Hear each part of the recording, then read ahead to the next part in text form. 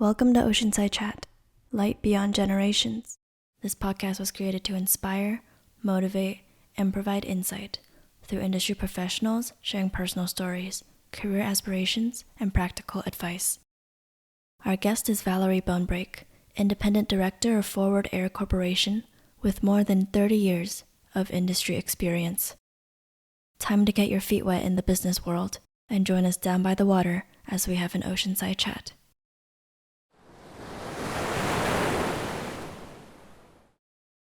Season 2, Episode 10, Supply Chain Risk Oversight Through a Boardroom Lens.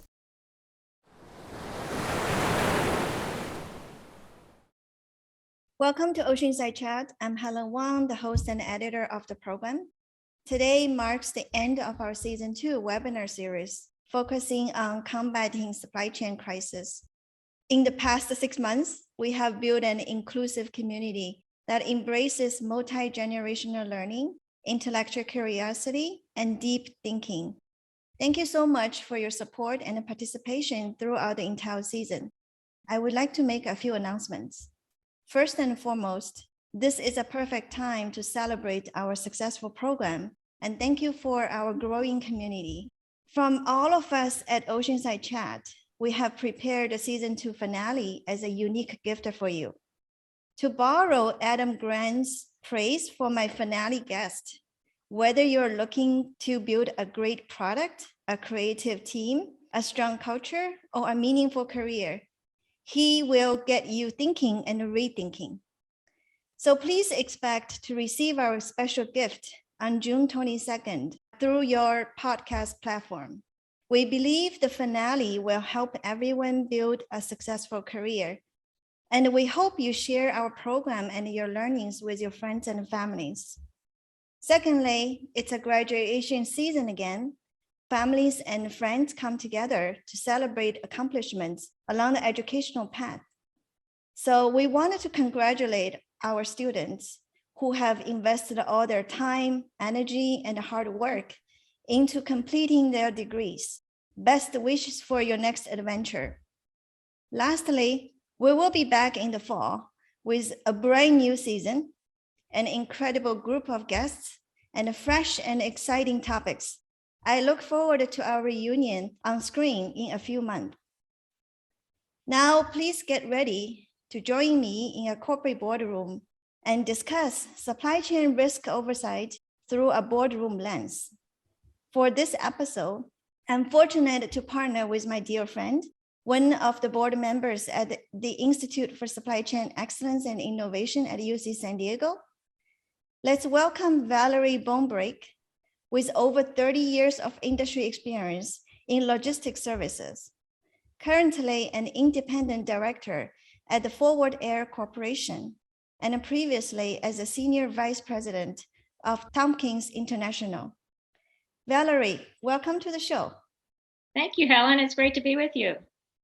So Valerie, as an accomplished female executive in the super competitive logistic industry, what would your superpower be and why?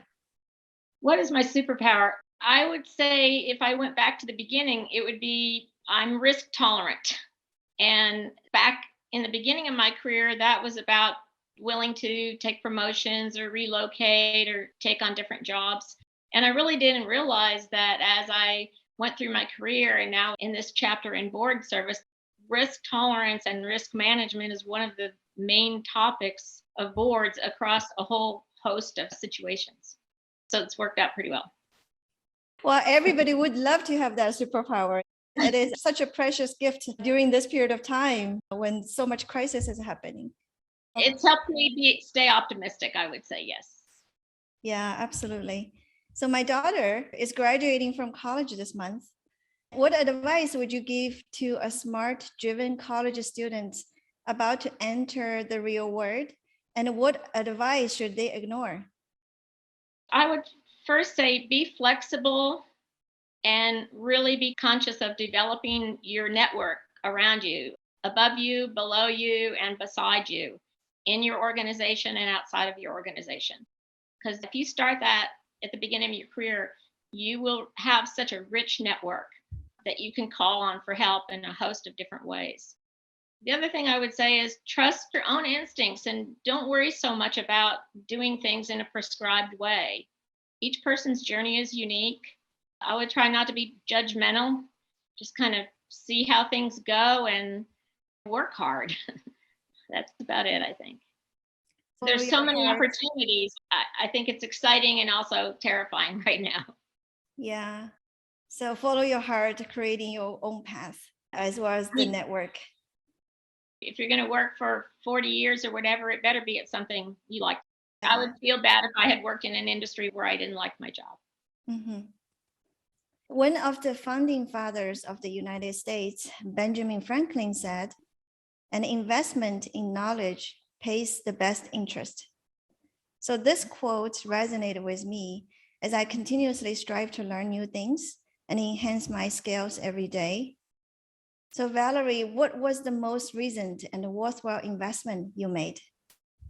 Well, gosh, you would be surprised to know that the most recent investment was just at the end of last year.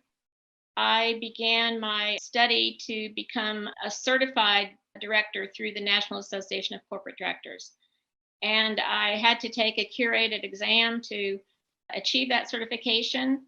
I studied quite a few, probably 40 hours through all the study materials that they provided. Since I was already working on a board, I had a good foundation, but it was still a little anxiety taking a curated exam. And I passed and I learned a lot. Congratulations. Thank you. Thank you. And on that topic, Helen, I didn't achieve my master's degree until probably 20 years into my career. So I believe in continuous learning. The certificate is not required, right? Self-motivated and self-driven board members would probably pursue. That's right. And the board I'm on is very supportive of continuing education. And actually, it is a criteria that investors and the proxy companies look at. So it's a smart thing to do, I think, as well. Congratulations. Thank you for setting up such a great example for all of us to look up to. Keep learning. You're welcome. So Valerie, now you have been serving as an independent director at the Forward Air Corporation since 2018. And That's could right. you explain the purposes and functions of a board of directors? Sure, I'd be happy to. The board that I'm on at Forward Air is a public company board. And so, as such, it's governed by not only the bylaws of the company, but the governing bodies through the SEC. And to be selected for a board position is not dissimilar to applying for a job. However, if you are selected, then there's a lot of security, background check, and things that have to happen because the primary role is your fiduciary duty of care, and you have to be independent, not have any conflicts of interest, because the board of directors' responsibility is oversight and governance. It's not managing, it's not solving the problems, but it's really about oversight. And that, of course, includes understanding risks and determining the proper level of risk that the company can tolerate. So who does the board of directors represent? Well, in our case, the board of directors would always have at least one person who would qualify through the SEC to be the head of the audit committee because they're overseeing the financial reviews. And that typically is a chief financial officer of an ex or current chief financial officer. Most people on public boards are seasoned executives. Sometimes from the industry that they're serving, that's the role that I play. But also, the smart boards have a grid that says what are the skill sets we need and how do our board members match up to our needs and requirements. And those used to be almost solely finance oriented. Probably everybody's heard of the good old boy network, and you kind of got on a board through your friends and your buddies. But it's really evolved to be very important for boards to have good representation of diversity in an array of ways so that they get the best thinking and the best contributions for the management team and for the shareholders. So boards can vary in size, depends on the size of the company. Our board, for example, has 13 members. We recently expanded it to add some additional skills. So I'm very pleased to be part of a public board, and it's great learning and great experience. Wow. That's very helpful. Thank you so much for sharing that. I'd like to pivot to today's topic. If you ask anyone a few years ago, nobody ever anticipated that supply chain would become a mainstream buzzword with celebrities, world leaders, and a variety of digital media influencers, or even thought leaders referencing supply chain to the current global crisis. And during each corporate earnings seasons, companies usually comment on subjects that had an impact on their earnings in a given quarter or may have an impact on earnings in future quarters. Supply chain and inflation are the top subjects of earning costs for Q4 2021 last year. So there's a company called FactSet searched for the term supply chain in the conference call transcripts of all the S&P 500 companies that conducted earning conference calls from December 15 through March 14. So given the concerns in the market about supply chain disruptions, 358 companies cited the term supply chain during their earning calls for the fourth quarter, which is well above the 5-year average of 187 and very close to the current record of 362, which happened in the previous quarter, the third quarter of 2021.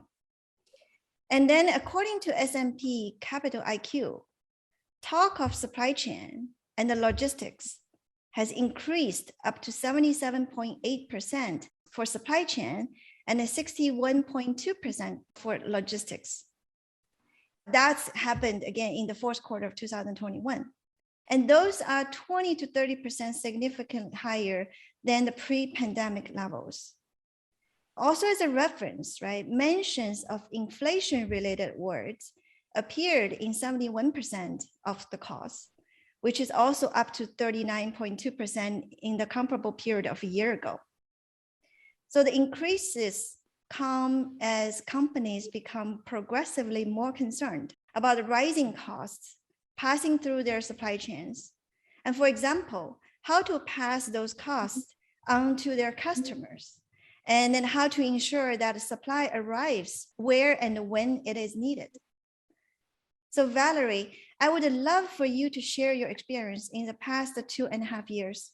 Was there an evolution you observed in the boardroom before and after pandemic? Definitely. And I'll get to supply chain because I would say in the case of the board I serve on, our supply chain is trucks and drivers. So probably the biggest supply chain challenge that we would talk about, and we still talk about in every board meeting, is our driver. We call it seated trucks. Are our trucks parked against the fence, or are they on the road with drivers in them? And you probably know that there's a significant driver shortage, 160,000, I want to say, and that is projected to be up to 280,000 shortage of drivers. One of the considerations is, should the age be lowered from 21 to 18 for a driver of a commercial CDL vehicle over the road? So that's our supply chain. One of my colleagues that I talked to on the board that he serves on, I asked, has supply chain been a topic at your board? And he said, not until recently. And I said, well, why is that? He said, well, because everything was working fine. Mm-hmm. And, boards have tight agendas. We meet about 5 times a year. A lot of the work is done in the committees before the board meeting. But if you think about all the roles of strategy oversight, M&A oversight, risk oversight, crisis oversight, CEO succession planning, monitoring of the financials, including ethics and compliance, the ESG, environmental, social, and governance, our agendas are very full. Mm-hmm. And probably one that rose quickly the last 5 years has been cybersecurity. Everyone has had a lot of vulnerabilities in that area. I think, Helen, as you quoted in your statistics, the pandemic really put a lens on the supply chain. And we saw it manifest, first of all, in our everyday lives, trying to get masks, and for the shortage of PPE in the medical arena, in any kind of first responder arena. We learned, whoa, we don't even make that stuff here. We can't get it. Then we had the backup of the shipping containers. you live on the West Coast, you can probably go to the port and see that barrage still waiting. So in my career, prior to joining the board, I was a supply chain consultant for about 8 years, most of that around supply chain strategy, including where should we be sourcing from and from where should we be distributing from. And my boss, Jim Tompkins, all the time preached about that supply chain should be in the boardroom. And he has a terrific reputation as a thought leader. And so he talked to hundreds of CEOs all the time about how is your supply chain working? How are you measuring it? But one of the glaring problems still is how deep are you going in your supply chain? If you think about it from source to shelf, what is the source? It's not just your tier 1 supplier. What about your tier 2 suppliers and your tier 3 suppliers? We're certainly seeing that now expanded and highly critical because of the products that come from Russia and Ukraine. So then on top of the pandemic, we have the impact of that conflict. Very interesting. Another board member for a different company talking about reasons supply chains enter into the boardroom. And why is that? Because things used to work fine. Now it's no longer. I'm just wondering about where do you see the trigger point? Because, all the lists that you have shared earlier, supply chain is not really there, but maybe supply chain is hidden somewhere. So I'm wondering about where is the trigger point? Is that because revenue? Is that because customer? Is that because supplier? What's your view about that? In this specific example that I'm talking about, it really hit the balance sheet.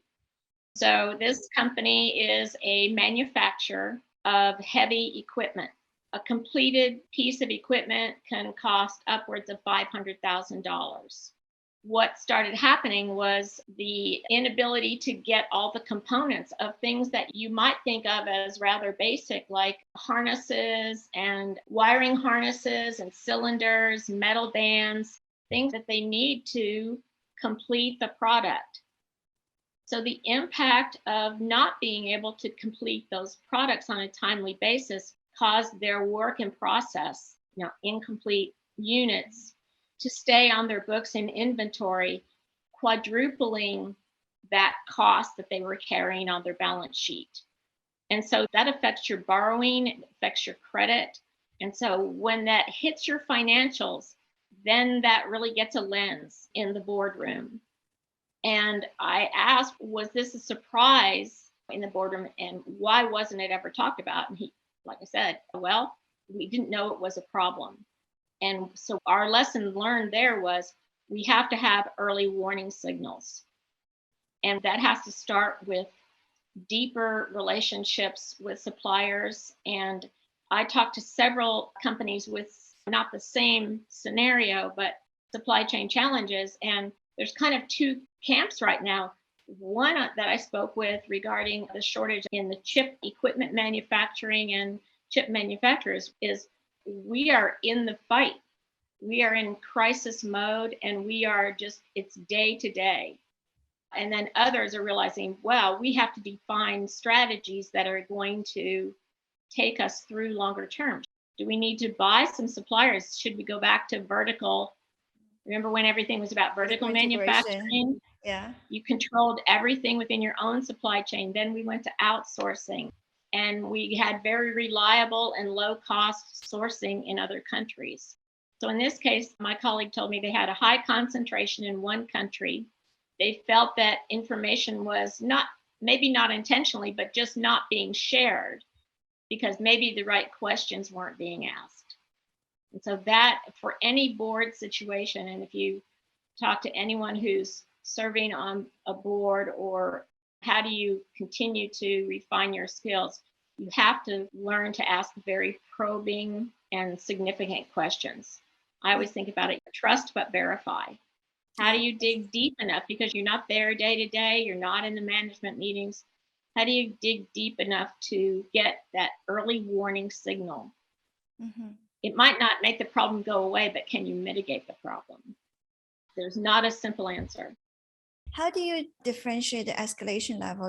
All the chief executive officer, chief operation officer, all the executive level their report leadership level, and everyone in the company are solving problems on a daily basis. I'm just curious, maybe the financial hitting the balance sheet is one sign that will be elevated to the board. What others that you think will be elevated to the board level for supply chain related topics?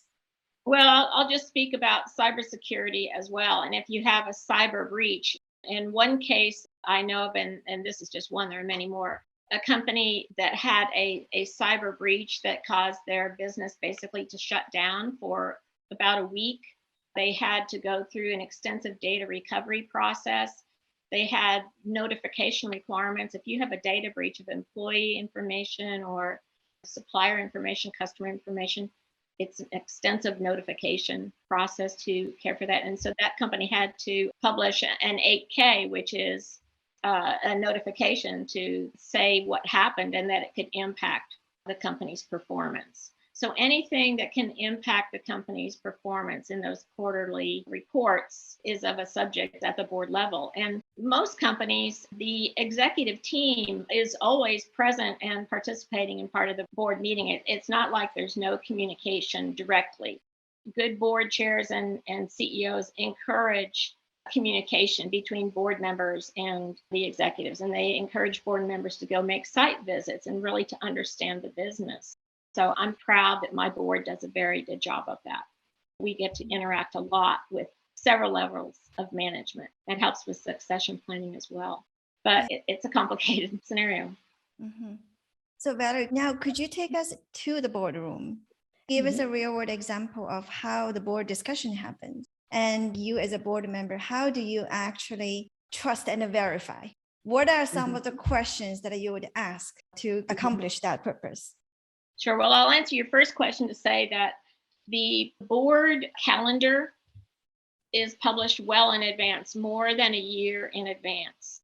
And the board agenda, for the most part, is also published in advance. So, for example, there are certain things, I'll speak to my board specifically. We have a detailed safety and insurance review once a year, where we have our consultants come in, our experts come in, our insurance providers, and we do a deep dive review. Another time we will do a deep dive review on our entire technology platform and all of our investments that we're making in that area. So some things are once a year, some things are every board meeting, some things are twice a year. And then there's always an increasing amount of time for strategy. Boards are trying to get to less looking backwards. Do your homework in advance. We get published material in advance that we can study and read through so that we're prepared with our questions and we can move to more forward-looking things. And so that information that is shared beforehand is a good source of questions. And you mentioned the NACD. I'll share with you some of the questions that they suggest to ask about supply chains. How do different scenarios impact our supply chain? What are most likely, and what do we need to take immediate action on?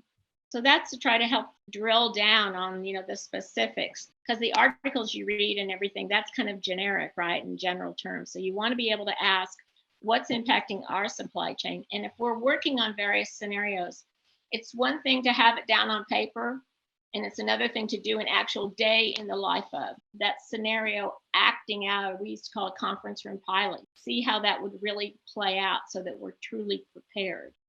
Another important one, which suppliers are critical to the continuity of our business? And how many alternate suppliers do we have? If you ask that question and you find out that we only have one supplier and they happen to be in Russia or they happen to be in Ukraine, that's a serious problem. And just on that note, Helen, as a side, we know that oil has been an issue. Russia supplies 10% of the global oil and supplies 40% of Europe's natural gas. Ukraine and Russia combined provide 30% of global wheat exports, and they provide 75% of sunflower oil. For chips, they supply all the neon, I think 65 or 75% of the neon needed for chips. So those are the kinds of things in whatever industry the board is in that they need to get to. Drilling down on that, has management included second and third tier suppliers in scenario planning for supply chain disruptions associated with this crisis? I doubt that question was ever asked very often until the last couple of years, because the board does not spend time on things that are working well. Yeah. And so this was an important lesson learned. Boards have lots of playbooks for various disruptions. Not many of them had a playbook for the disruption of a pandemic, Mhm. and probably not specifically for supply chain. I'm sure within the organization, the operations did, but it didn't make it to the boardroom. The checklist or the questionnaire that NACD recommended, was that always there or is that a recent development? That particular one is a current. The NACD is very good at providing suggestions of things to ask. Another question they had is our supply chain risk reporting process meeting our board's need? It's really important that we have to absorb a lot of information. So is it being presented in a way that's meaningful, that we can understand? Should supply chain risk oversight be moved to a temporary committee, or is the full board able to offer appropriate oversight? That question can be asked about a number of things. A few years ago, companies were trying to decide where should the oversight of cybersecurity sit, which committee. The three standing committees are the audit committee, which oversees the financial performance and many other things as well. The compensation committee, which is responsible for CEO compensation and succession planning, and then the nominating and governance committee. So a lot of these types of issues, they have tendrils, if you will, into various areas, and there has to be cross-committee discussion and collaboration as well. And then the committee brings the output from their work to the board meeting, and that makes it more efficient.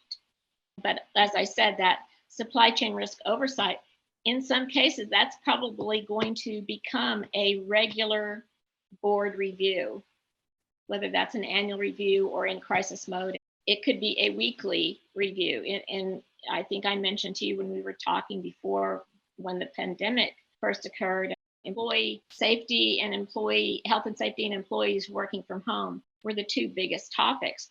We weren't waiting till a board meeting. We were having meetings every week to talk about those things. And I'm sure others were as well.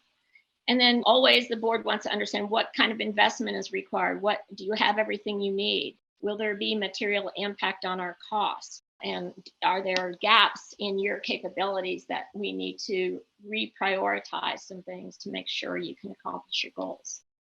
Wow, those are very well developed questions. And for many companies, especially the global company, I would say those are the really tough questions to answer because it's complicated, it's dynamic, right? And it's a living system, things happening all the time. Does those questions provided to the executive ahead of the time or answer right there? I will be sweating in that boardroom. Well, I think it goes back to what your experience is, what your style of learning is. Senior executives are naturally experienced at oversight within their executive teams in their lines of business. You could probably look at a lot of case studies where the failure was that right questions were not asked and answered. Questions were asked and questions were answered, but were they the right questions?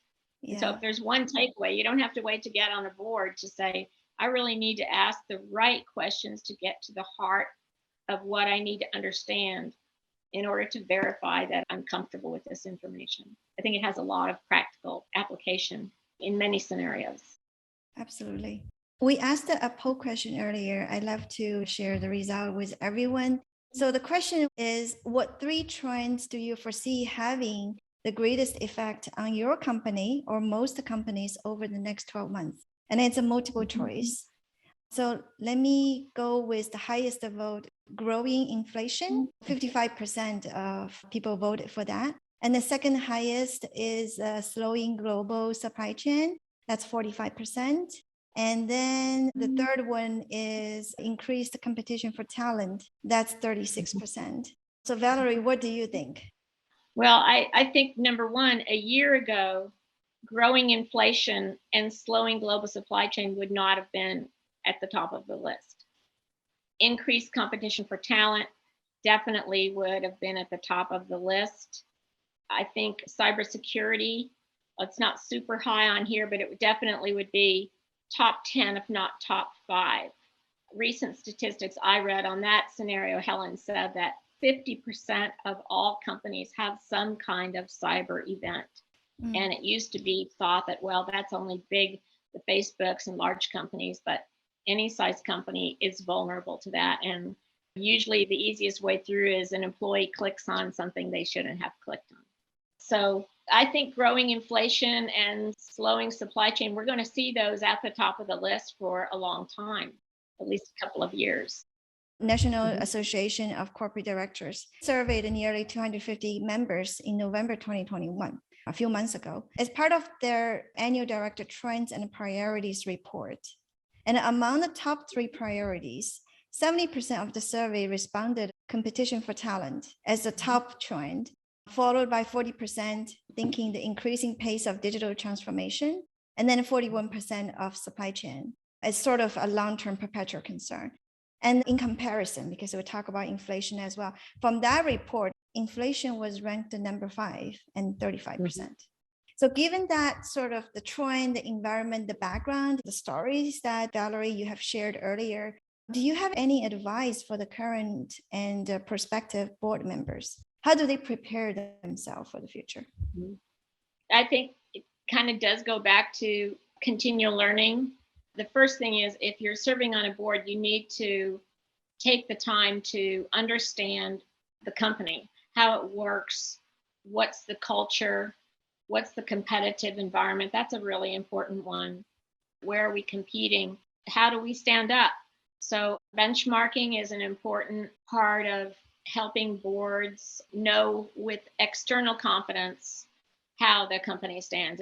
It's not uncommon for committees to have advisors, external independent advisors.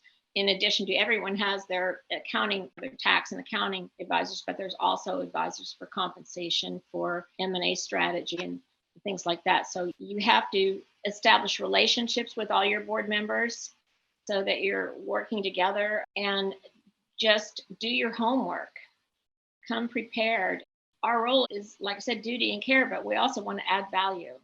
We want to show support for the leadership team, challenge them when it's appropriate, but certainly support the company, and don't just go with the flow. A lot of times in today's world, we think, oh, don't say anything if you disagree. If everyone agrees, that's not a good thing. There has to be robust and healthy discussion. And in a good board of people who trust one another and a strong leadership team, that's a very rewarding experience. Then how about those industry executives and professionals? What advice would you give it to them in order to better working with the board? Just like anytime you're making a presentation to, whether it's an internal group, a customer group, again, do your homework, know the audience, make sure that you've prepared information that they can digest. If there's reading that needs to happen, make sure they have the material in advance of the meeting so they can read it, and make yourself available to, hey, if you have any questions before our board meeting, give me a call. I mean, that happens a lot. Hey, I want to talk to you about this topic. I might want to talk to the chief people officer. I might want to talk to our chief financial officer. Walk me through this so that I'm sure I'm understanding before you get there. We don't have time to waste in the meeting. And so an executive or a person from the management team that's presenting to the board, that's a chance to shine. Be succinct, be purposeful, be action oriented. And in my personal journey, I identified probably 15, 20 years ago that ultimately in my career, I would like to serve on boards. And I belonged to an organization in my community that was one of our initiatives, Women on Boards. And we invited people in to help us understand what that takes to be prepared. And certainly you have to network to let people know what you want to do. So there's no one path, but there's certainly preparation, and give yourself visibility and consider every chance to speak to people as an opportunity for you to gain confidence and to shine. So now for our students, and many of them are online right now, as well as future generations, what advice would you give it to them? Don't take for granted an opportunity to interact with not just your peers, but people outside of your comfort zone. Be willing to get outside of your comfort zone. And I would definitely say, don't be afraid to ask for feedback. What I found in my personal journey was that a lot of times the feedback I got was after the fact, and it was like, oh, you did a nice job on that. Well, what could I have done better? Give people permission to give you feedback. If you ask someone in advance, hey, I'm going to be making a presentation at this class or at this event. Could I practice with you? And could you tell me 2 things I could do better and 2 things I did well? And I found that's a really great way to get meaningful feedback, because people want to help you, but sometimes they're uncomfortable if they want to give you criticism, but they aren't comfortable to tell you what it really is. So you could give them permission to give you good advice. This is wonderful advice, also practical. Everybody can start taking action to begin with.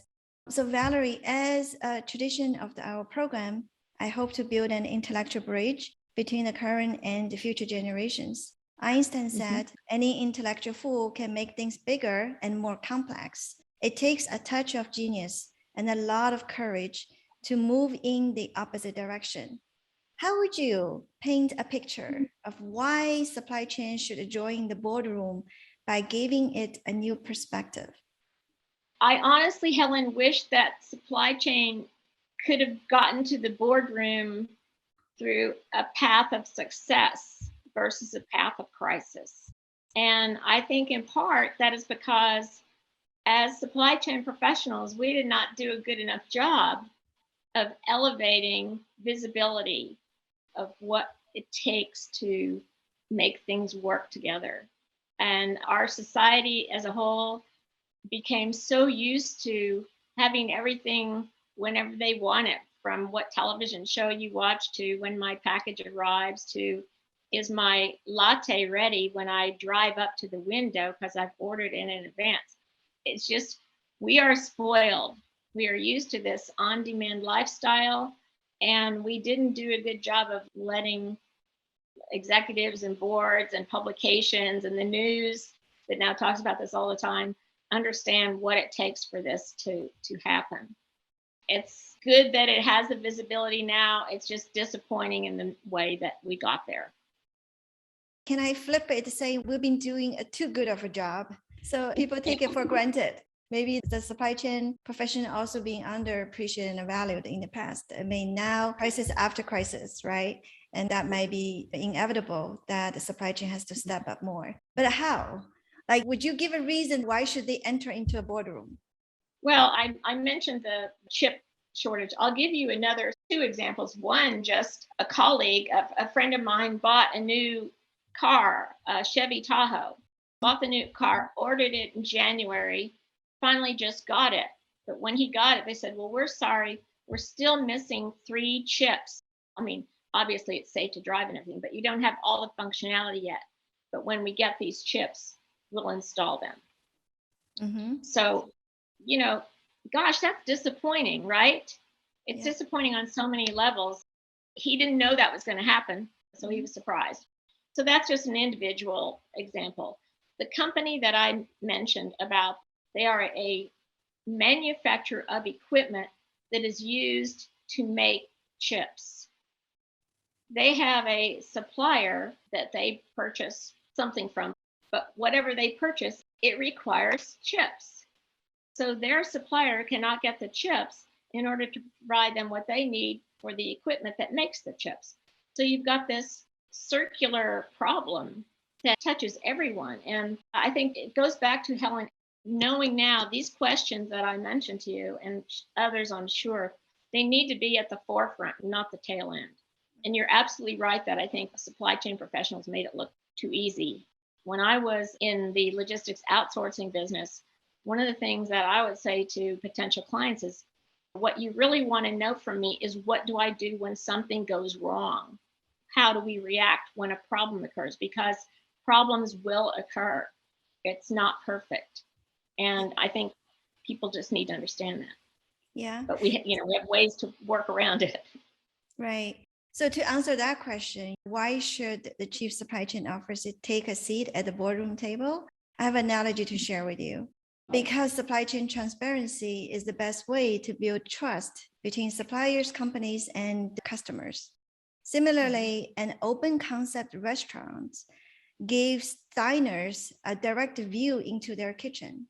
Everyone can watch their food being prepped every step of the way. This type of visibility will put your diner at ease. As a result, the restaurant projects an image of being honest and upfront about its practices. Chefs are motivated to cook better food, and the restaurant builds trustworthy relationship with its customers. I think the motion of bringing the supply chain officer to the boardroom is open your kitchen and give people that I trust. like that. Yeah. I like Do you that. have one to share with us? I do. And mine would be, think of your chief supply chain officer the way you do of your meteorologist. So supply chain risk management and extreme weather risks have similar attributes. They can be short-term events that have long-term impact. They can be known events or unknown events. And to prepare in advance to acknowledge that these risks exist requires pretty much the same process: to assess the situation, create a plan, prepare based on that plan, act when events occur, and unfortunately sometimes recover and restore. We rely on our meteorologist to tell us. I mean, the other day my husband said, "Is it going to rain this afternoon?" And I looked at my phone and I said, "Yes, it's going to rain in 29 minutes." And it did rain in 29 minutes. So I could trust my meteorologist because they have great technology now. They can much more closely predict the weather. I think the common thread here is early warning signs. And both the meteorologist and the chief supply chain officer need to have those early warning signs, and we need to be able to trust them. We can't eliminate all the risks, so we have to have those steps in place going forward. Wow, I love that because I think that resonates so much with this trust and verify mindset that you mentioned earlier. And I also connect the dots with the earlier impact with the balance sheet, right? Because the entire supply chain is responsible to make most of the balance sheet happening, right? Whether it's giving enough supply on time, or manage at the reasonable cost, as well as the risk that we are trying to manage and avoid. So the early warning sign, I love your analogy, Valerie. That's brilliant. We actually have a question from our audience. So let me read that question. How long does it take before the result of the board's decision is really visible in the company, especially in such dynamic and unprepared cases as in the past years of supply chain? I think indecision is the enemy of the board, right? If the board is prepared and we know in advance what items are just for our review and approval and what items require decisions. And so we know when we go to the board meeting, we're going to be making decisions on these things. And we need to then empower the CEO to carry out such things. That might be, we've established thresholds of investment dollars or whatever it might be. But indecision is the enemy. That thoughtful action with all the prerequisites that we've discussed is required. Yeah. Well, our audience love your comments about indecision is the enemy of the board. Very insightful. Thank you. We actually have another question. If we have an immigrant who has a lot of manufacturing and supply chain experience in their own country, now are they able to obtain a board seat in the US? What are your thoughts about that? I think that the timing is great for that because board diversity is very important. And if they are qualified in terms of the specific job spec, the boards put out job specs for the specific seats they're looking to fill. And many boards are facing the fact that they haven't done a good job of diversity, whether that's geographical diversity, gender diversity, background diversity. So that should be a strength, not a weakness. That's great to know. So Valerie, thank you so much for the entire hour conversation. What is the final thought or one thing you'd like our audience to remember? I would say, since we wanted to really focus this on board of directors, I will tell you one thing that I came to realize is when you're working in the business and you're every day fighting that good fight for customer satisfaction and revenue and profitable revenue and satisfied employees and all those other things that go on, then you see these huge overhead charges. I know I experienced this in my company. Why do I have to pay all these overheads when I'm generating all the revenue here? The requirements for public corporations today that they have to satisfy are so intense. I really had no appreciation before joining the board, the degree of reporting, of responsibilities, and it really takes a high performing board and a high performing executive team to satisfy all the requirements. So it's a fascinating topic, and there's lots of material. I would urge anyone who's interested in that to read about it, talk to people who are on boards, and set a goal for yourself if that's what you want to do in the future. Awesome. I want our audience to remember that it is time to move supply chain from the back room to the boardroom for both classic reasons such as cost management and operational efficiency, but more importantly, for strategic reasons such as transparency, resilience, and sustainability that protect the long-term shareholders' value. So Valerie, thank you so much for sharing your vision for supply chain leadership and your insight from the corporate boardroom. I have learned invaluable new perspective from our conversation. I hope you also enjoyed the chat. I absolutely did. Thank you so much. And to everyone, thank you for attending our live webinar and listening to our podcast throughout the entire season. Because of you, we can finish our season 2 on a strong note. So please remember to pick up our finale gift on June 22nd from your podcast platform and share it with your network. Last but not least, I would like to thank my small team who made the program possible. Melanie, thank you for always keeping us on record and on schedule. Irene, thanks for the high quality editing and the powerful marketing audio clips for each episode. I wish everyone a restful summer, including lots of family time, ice cream, swimming, laughter, good books, and fabulous memories. Looking forward to seeing you in a few months. Thank you very much. Bye. Thank you.